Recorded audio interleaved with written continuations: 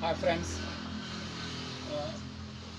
मैं class 10th का 6 भाग तक हम लोगों ने अध्ययन कर लिया था। आज हम लोग भाग 7 के बारे में पढ़ेंगे। तो बात है कि हम लोग भाग 6 तक हम लोगों ने मेल रिप्रोडक्टिव सिस्टम तक अध्ययन कर लिया था। आज हम लोग भाग 7 में हम लोग क्या पढ़ेंगे? Female reproductive system. क्या पढ़ेंगे? Female reproductive system. हिंदी में इसको हम लोग मादा जनन तंत्र कहते हैं। सबसे बड़ी बात आती है कि मादा जनन तंत्र में कौन कौन से अंग भाग हो लेते हैं। तो मादा जनन तंत्र में निम्नलिखित अंग भाग लेते हैं। पहला तो क्या होता है? ओवरी। दूसरा क्या होता है? फैलोपियन नली, या इसको हम लोग ओविडक्ट भी बोलते हैं। अगला क्या होता है? यूटेरस। और चौथा होता है वेजाइना। नहीं, ये सारा अंग क्या होता है? मुख्य रूप से मदा जनन अंग में भाग लेते हैं। यानी ये सारे अंग को मदा, यानी इसका परिभाषा बना है तो मदा जनन में भाग लेने वाले सभी अंगों को सम्मिलित रूप से मदा जनन तंत्र या फीमेल रिप्रोडक्टिव सिस्टम कहते हैं। नहीं, इसका ये जैसे मदा जनन तंत्र की एक ओवरी, सबसे पहले ओवरी आती है। तो पहले फोटो में देखते हैं कि ओवरी कहाँ है। ये वाला जो पार्ट होता है, ये वाला जो पार्ट होता है डायग्राम में, तो ये क्या कहलाता है? ओवरी कहलाता है। क्या कहलाता है? ओवरी। इसको हिंदी में हम लोग अंडाशय कहते हैं। क्या कहते हैं? अंडाशय कहते हैं। यानी ये क्या करता है? ये फीमेल में एक वन पेयर होता है जो मादा को अंडाणु बनाने का काम करता है। ओवरी से एक हार्मोन प्रोजेस्टेरोन, एस्ट्रोजेन और प्रोजेस्टेरोन नामक हार्मोन स्रावित होता है, जिसे मदा लिंग हार्मोन भी कहा जाता है।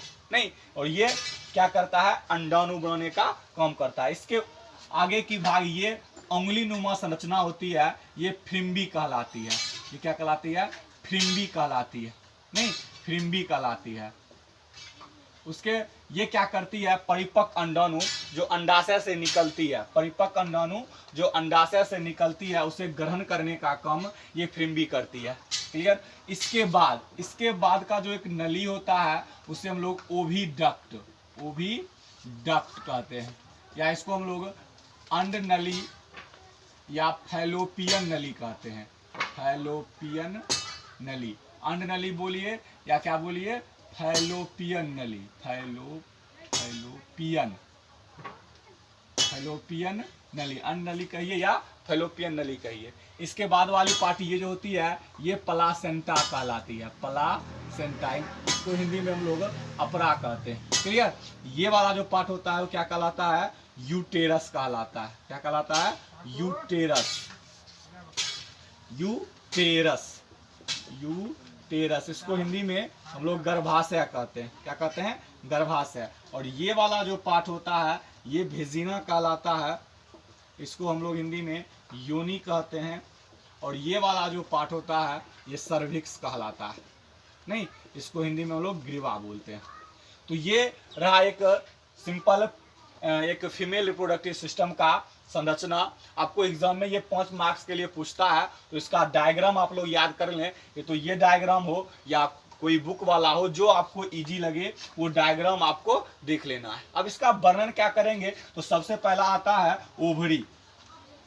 सबसे पहला आता है ओवरी यानी अंडाशय। इसको हम लोग क्या बोलते हैं? अंडाशय। यानी अंडाशय किसी भी फीमेल का क्या होता है? प्राथमिक जनन अंग होता है, जिसकी संख्या क्या होती है? 2 होती है, जो अंडाणु बनाने का काम करता है या मदा युग्मक बनाने का काम करता है। क्लियर? उसके बाद बोलेंगे फ्रिम्बी। तो फ्रिम्बी क्या होता है? तो फ्रेम्बी बोलेंगे अंडाशय से जो परिपक्व अंडाणु को ग्रहण करने का काम करता है, उसे हम लोग क्या बोलते हैं? फ्रिम्बी बोलते हैं। क्लियर? उसके बाद अंड नली। तो फ्रिम्बी में आए हुए अंडाणु को, फ्रिम्बी में आए हुए अंडाणु को जो क्या करती है? निषेच, आगे की ओर ले जाने का काम करती है, वो क्या कहलाती है? अंड नली कहलाती है। इसकी भी संख्या क्या होती है? 2 होती है, एक इधर एक इधर। उसके आगे क्या होता है? प्लासेंटा। क्या होता है? प्लासेंटा। तो कहेंगे शिशु को, गर्भ में पल रहे बेबी को जो न्यूट्रिशन देने का काम करता है, जो पोषण देने का काम करता है, वो कौन काम करता है? प्लासेंटा काम करता है। क्लियर? अब आता है यूटेरस का काम। तो यूटेरस का क्या कार्य हो जाएगा? तो यूटेरस का काम क्या होगा? तो गर्भ में पल रहे बेबी को सुरक्षा करना, प्रोटेक्ट करना, किसका काम होता है? यूटेरस का काम होता है। क्लियर? अब ये गर्भ, यूटेरस यानी गर्भाशय या योनि, योनि तो किसी भी फीमेल की जो योनि भेजिना होती है, ये द्वितीयक रिप्रोडक्टिव सिस्टम, द्वितीयक जनन अंग कहलाती है, जो निषेचन की क्रिया में भाग लेती है। क्लियर? ये आपका हो गया एक सामान्य सचित्र वर्णन। किसका? तो मदा जनन तंत्र का सचित्र वर्णन। अब बात की जाए इसमें स्पेशल केस की, तो निषेचन की क्रिया क्वेश्चन पूछता है, मदा में निषेचन की क्रिया कहाँ संपन्न होती है? कहाँ संपन्न होती है? तो याद रखिएगा फैलोपियन नली, यहाँ पे फैलोपियन नली या अंडनली। मदा में निषेचन की क्रिया कहाँ संपन्न होती है? ऑब्जेक्टिव में पूछता है क्वेश्चन, तो कहाँ संपन्न होती है? फैलोपियन नली या अंडनली। तो अंडाणु क्या होता है? नन मोटाइल होता है, मतलब ये अचल होता है, और शुक्राणु क्या होता है? चल होता है। जब वेजाइना में, जब शुक्राणु निषेचन के माध्यम से शुक्राणु आता है, ये स्पीड से नहीं, स्पीड से इधर, या तो क्या होता है? इधर शुक्राणु जाकर के अंडाणु से मिल जाता है, नर युग्मक और मदा युग्मक मिल जाने की क्रिया को क्या कहते हैं? निषेचन कहते हैं। तो निषेचन की क्रिया कहाँ संपन्न होती है? तो अंडनली में संपन्न होती है। ये पहला आपका क्वेश्चन हुआ। दूसरा क्वेश्चन पूछता है, बेबी कहाँ होते हैं? बेबी कहाँ पलते हैं? बेबी कहाँ पलते हैं? तो यहाँ क्या पलते हैं? यहाँ गर्भाशय में पलते हैं। तो गर्भाशय का काम ही है बेबी को क्या करना? सुरक्षा देना। नहीं, और गर्भ में पल रहे बेबी को न्यूट्रिशन कौन देता है? पोषण कौन करता है? खाना पीना कौन देता है? तो कहेंगे प्लासेंटा। नहीं, गर्भ में पल रहे बेबी का खाना पीना, जो भी प्रोसेस की क्रिया होती है, वो कौन करता है? प्लासेंटा करता है। कौन करता है? अपरा कौन करता है। क्लियर? आप समझ में आ गई? तो अब छोटा छोटा एक पॉइंट बचा हुआ है, मासिक धर्म। इसको हम लोग क्या बोलते हैं? मासिक धर्म।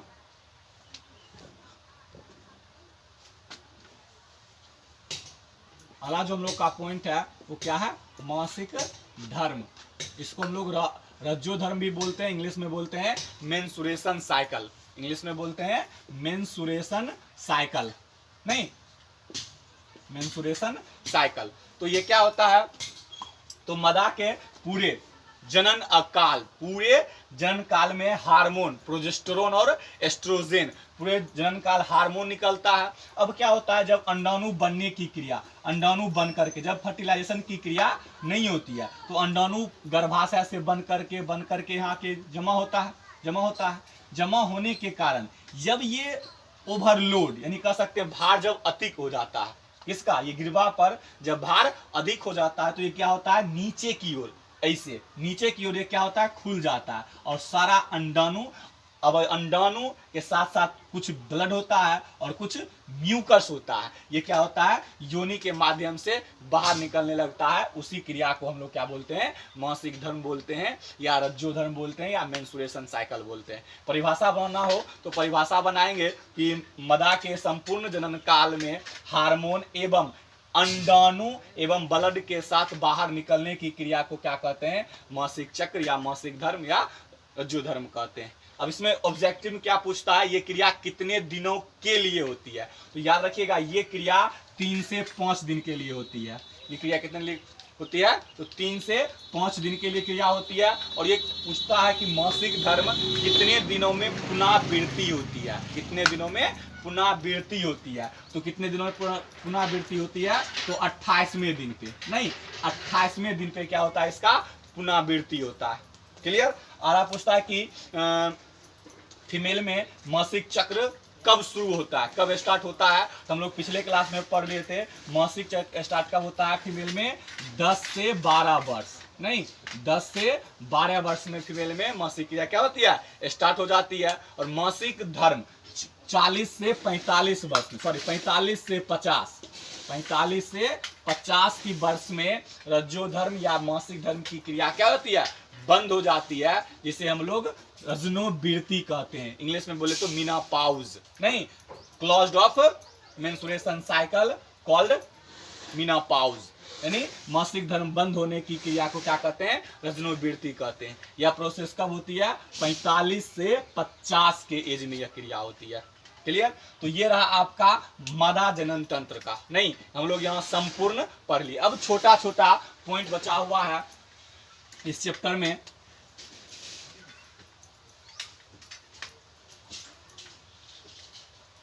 अब हम लोग पढ़ते हैं एसटीडी। हम लोग का नया पॉइंट है एसटीडी, इसको हम लोग कहते हैं सेक्सुअली ट्रांसमिटेड डिजीज। एसटीडी का फुल फॉर्म याद रखिएगा, परीक्षा में पूछता है क्या होता है, सेक्सुअली ट्रांसमिटेड डिजीज। इसको हम लोग हिंदी में बोले तो यौन संचारित रोग, यौन संचारित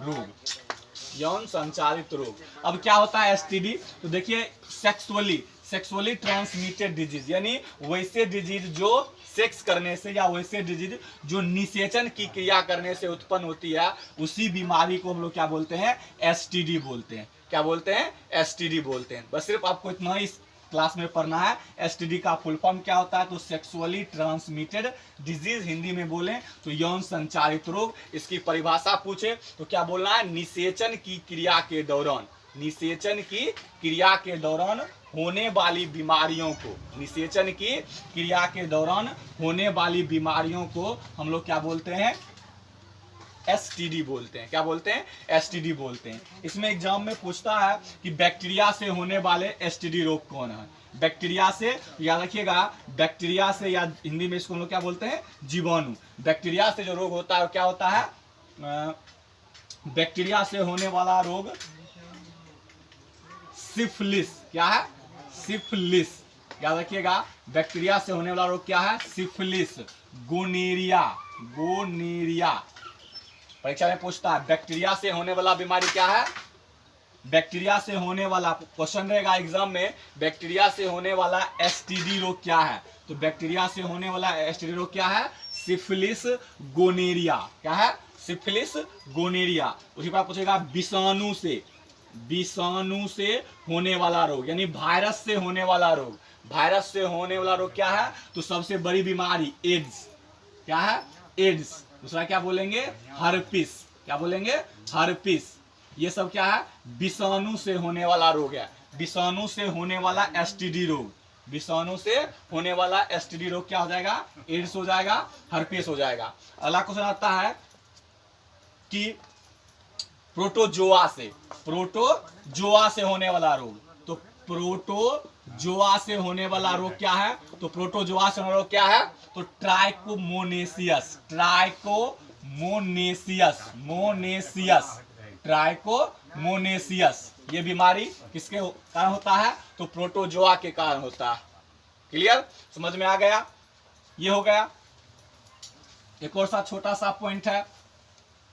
अब हम लोग आज अगले क्लास में, इससे आगे हम लोग अगले क्लास में देखेंगे। आज की हम लोग क्लास यहीं पे समाप्त करते हैं। नहीं, अच्छा हो, हमको आशा है कि आपको समझ में आया होगा। यदि समझ में नहीं आता है तो वीडियो को दोबारा देखिए, और नहीं तो कमेंट कीजिए, वीडियो को लाइक कीजिए, शेयर कीजिए।